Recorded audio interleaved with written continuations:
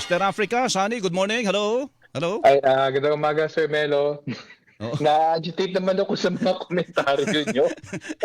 Di, relax pa tayo nun. Relax pa tayo nung lagay na yun. No? Ito yung ano ha, eto na at nangyayari. Wala naman talagang kalinawan ang mga nangyayari dyan sa Middle East. Puro mga posturing at kung ano-anong mga salita ano ha, pero tuloy-tuloy yung panggigipit doon sa Strait of Hormuz.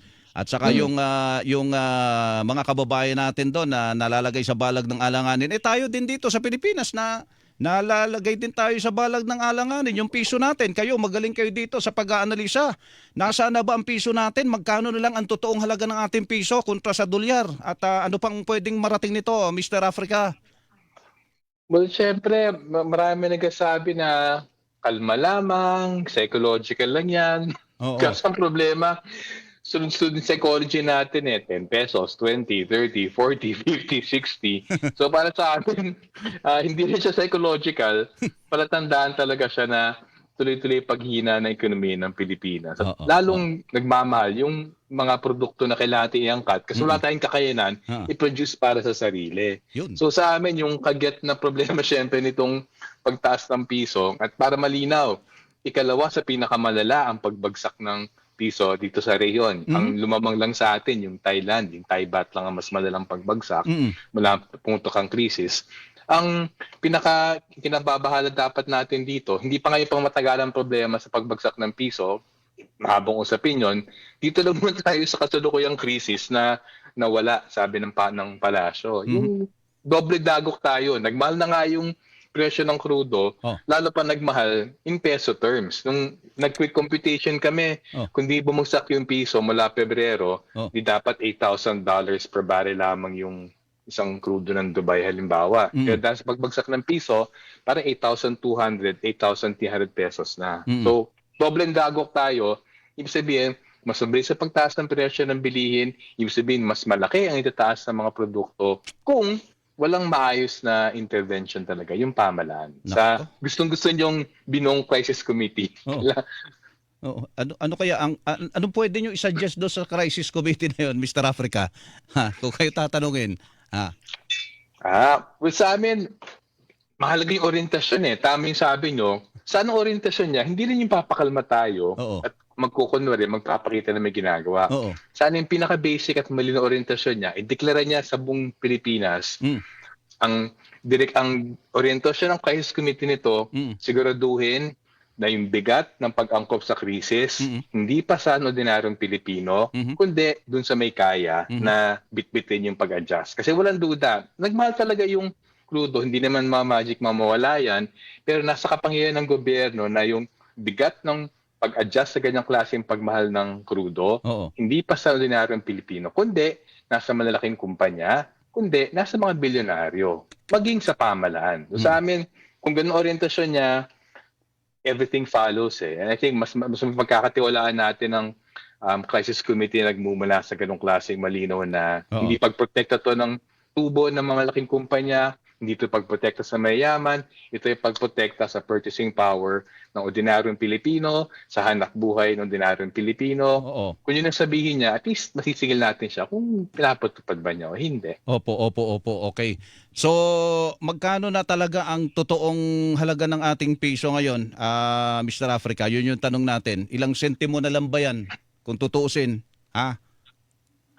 Hindi. Well, tama naman. Yung merkado na magtatakda yan. Kung sinasabi ng merkado ngayon na make it 60 pesos to $1, yun yung totoong halaga ng piso. Pero kung usapin nga ng piso to, hindi naman usapin na basta sabi ng merkado, susundan natin, ganun yung halaga ng piso. Kasi kung mas malayong to ng gobyerno, kung mas palakas din ang lokal na agrikultura, patibayin ng Pilipinong industriya, hindi yung mga dayuhan na ginagawa lang tayong address o ginagamit yung lakas paggawa natin, kung palakasin yung pambansang ekonomiya, isasalin din naman sa merkado yung lakas ng ekonomiya at yung lakas ng piso. Pero yun nga, kabalikan na nangyayari, bumubuntot lang tayo sa sabihin ng merkado kasi nga, hindi nakikialam yung pamahalaan. Hinahayaan lang na bumagsak yung ating agrikultura industriya Dahil sa dito sa sa inflation natin, meron kayong report no kailan ba? Pebrero, si binabanggit niyo no? Ang tingin ninyo doon sa piso natin, ang totoong halaga ay 79 centavos na lang. Aha. Tama ba 'yon? Oo. Oo. Kung pagbabatayan kasi yung inflation mula halimbawa 2018, yun ang reference point naman ng PSA. Yung piso ng 2018 dahil sa inflation, nasa 79 pesos. May basa kami, lalo na ngayon na nagpatong pa yung pagbagsak ng piso sa dolyar, baka sa loob ng kalagitnaan ng taon, baka umabot na ng 70 to 72 centavos na lang. Wow. At sa amin, ano yan? Kung yun ang pagbagsak ng halaga ng piso, di hamak mas mahalaga yung pagbagsak na mabibili ng ordinaryong Pilipino. Kasi hindi naman nadadagdagan ng kita, hindi naman nadadagdagan ng piso sa bulsa. So, kung yung purchasing power ng Pilipino ay bumabagsak, ito yung pinakasimple dapat gawin ng gobyerno Kailangan niya protektahan ng purchasing power ng mga Pilipino. At marami na reklamo yung ayuda, band-aid. Kaso, pinabayaan mga hanap buhay nila mahabang panahon. Kulang yung trabaho, kulang yung kita. Sa puno ng kagipitan at may sugat, kailangan talaga ng band-aid. So sa amin, hindi pwedeng experience ng gobyerno, hindi kami naniniwala sa band-aid solution. Kung nandun yung pangailangan, dapat punan yung pangailangan na yun. Oo. Teka, dahil dito sa paghina ng piso na ito, ano na dapat yung tinatawag natin na family living wage? Yung makakabuhay ng ilan nga? 5 miyembro ng pamilya ba? Ang binabanggit nyo, Mr. Africa? Well, sa amin ngayon, nasa 1,250 nung as of February. Pero panis na yan Nito mga nakaraan araw nga, na-monitor na namin yung presyo ng bigas at sa NCR. Yung regular rice, lumaki ng 5-6 na piso per kilo. I think yung well-milled, 9 na piso, halos 10 piso na yung tinaas. So, kailangan i-adjust yan batay sa mangyari sa Marso. Pero, hindi pa nga, lalabas yung yung inflation figures ng Marso sa unang linggo ng Abril.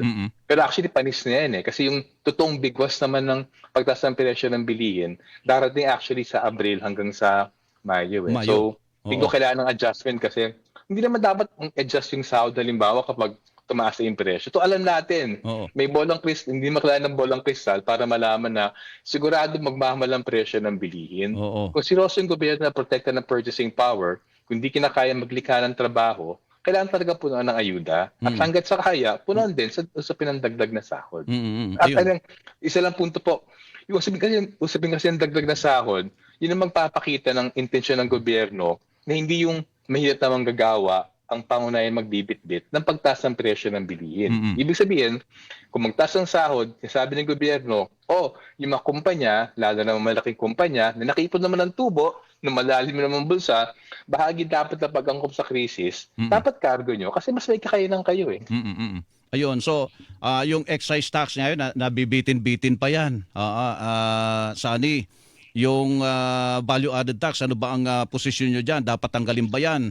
Meron pa tayo mga pwedeng maging problema. Yung mga maliliit natin, yung mga maliliit na mga negosyante natin, baka kailangan din ng ayuda ng mga yun. Oo. Alam mo, sa amin, ang usapin ngayon, nandiyan na yung krisis. Talagang hindi may iwasan. Kahit sabihin nila normal, walang nandiyan krisis. na talaga yan. Walang At yung pinakamabisang tulong, pinakamabilis pala, hindi pa pinakamabisa. Ang pinakamabilis na tulong pwede ng gobyerno, at least bawasan ng excise tax at VAT dun sa langis. Kasi, may magsasabi, mawawala ng kita yung gobyerno, pero pwede naman magdagdag ng buwis sa mga bilyonaryo, sa mga laking kumpanya, para punuan yun. Sa amin, yung pinakaagarang pag-moderate ng pagtaas ng presyo ng krudo, bawasan talaga yung buwis Pero siyempre, kailangan may kapalit yan. Kailangan talaga lumikha ng kita mula dun sa mga bilyonaryo, sa mga laking kumpanya. Ito yung mga naging swerte nga, nito nakaraan dalawang administrasyon, binabawasan ng bayad nilang buwis Nung create law, create more law create ni Duterte, create more ni Bongbong Marcos, binawasan ng buwis sa mga laking kumpanya. Kaya mas maraming pera sa bulsa yan dahil nga sa tax break na binigay sa kanila ng nitong nakarang dalawang administrasyon. Tama, para mas ang tao may panggastos. Mahirap yung ganyan masyadong mataas ng presyo ng mga bilihin. So yung ating living wage ngayon na sinasabi, baka hindi na yan, Sani. Dahil pag tinignan nyo yung mga paparating na figura sa inflation na nararamdaman natin ngayon, baka yung kinikita nga, magkano ngayon ang minimum wage? Sa Yung totoo. oo. Pinakamataas sa NCR 650 pero sa halimbawa sa Mindanao, sa Barb, nasa about 450, 480. Oo. Ang average ngayon na living wage, I think nasa about 550 pesos na lang yata. No less, I think 480 pesos, 490 pesos lang yata nationwide ngayon. Nako. Pero hindi naman tatanggap lahat Mm-mm. Parang hindi pa yata kalahati ang nakakatanggap ng minimum wage. May migit I think about kalahati ng mga manggagawa natin nationwide, hindi pa natatanggap yung minimum wage na yan. Ala, sige. Good luck sa ating lahat. Mr. Africa, salamat. salamat. At nabigyan mo kami ng ano dyan. At least ito, may mga computation tayo narinig mula sa inyong panig. Talagang napag-aaralan ito.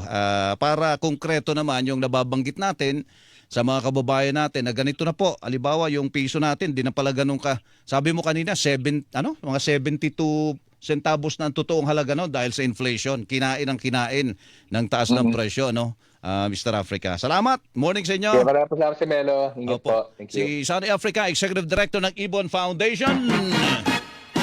Alas 6:50 na po ng umaga. Radyo na TV Palabat. Hilingan, walang pinopro.